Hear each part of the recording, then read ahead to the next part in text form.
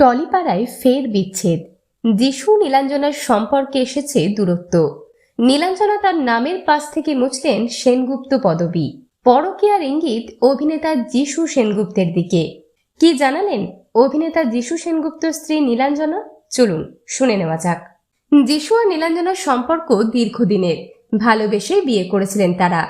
দুজনের দুটি কন্যা সন্তানও রয়েছে, সারা এবং জারা। তবে হঠাৎ শোনা যাচ্ছে দুজনের সম্পর্কে এসেছে দূরত্ব। আর এবার অভিনেত্রী নীলাঞ্জনার করা একটি পোস্ট থেকে এই জল্পনা আরো উস্কে গেল।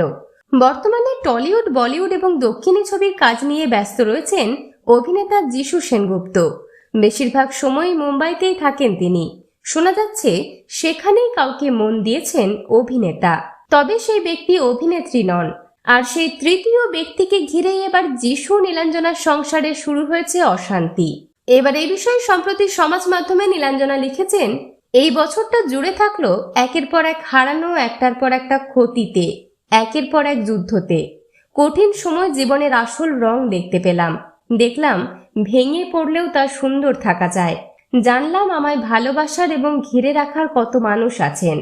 আমার জীবনের শক্তি স্তম্ভ, হৃদস্পন্দন হলো সারা, জারা এবং চন্দনা। তোমাদের ভালোবাসি। যারা যোগাযোগ করার চেষ্টা করেছিলেন তাদেরকে অসংখ্য ধন্যবাদ।